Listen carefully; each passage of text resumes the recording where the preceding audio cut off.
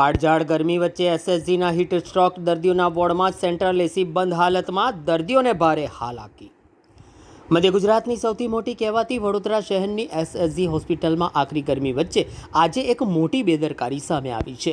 Heat stroke સહિતના દર્દીઓ માટે બનાવાયેલા વિશેષ વોર્ડમાં છેલ્લા 3 વર્ષથી સેન્ટ્રલ એસી બંધ હોવાનું આજે સામે આવ્યું છે.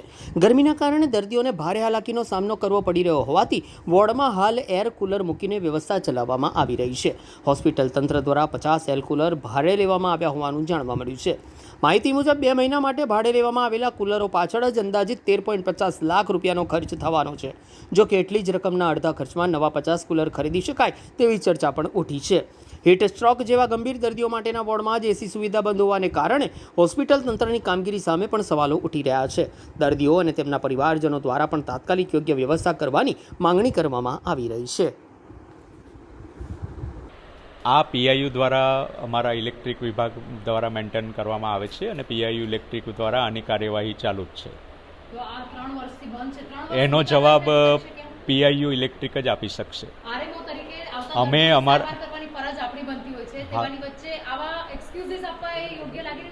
આ અમારો હિસ્ટ્રોકનો પ્રાઇમરી વોર્ડ છે. આના ગંભીર દર્દીઓ માટે અમારા પાસે ઓલરેડી એમઆઈસીયુ, આઈસીયુ જેવા વિભાગ છે જે સંપૂર્ણપણે સેન્ટ્રલી એસી છે.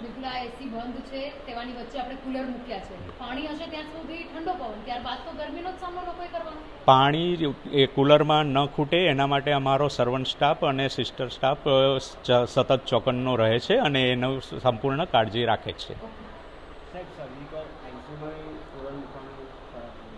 એ તો ત્યાં એક સાઈડનું ગેજેટ બંધ પડી ગયું હતું એટલે એના માટે ટેમ્પરરી સુવિધા કરવામાં આવેલી.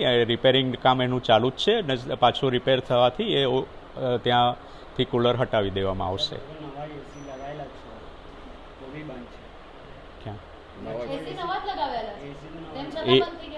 હવે એનું જે બી મેં કીધું એમ એનું સંપૂર્ણ જાળવણી અમારા પીઆઈયુ ઇલેક્ટ્રિક દ્વારા કરવામાં આવતી હોય છે અને એનો જવાબ એ લોકો જ આપી શકશે. અમારા દ્વારા તો વારંવાર રજૂઆત કરવામાં આવી છે.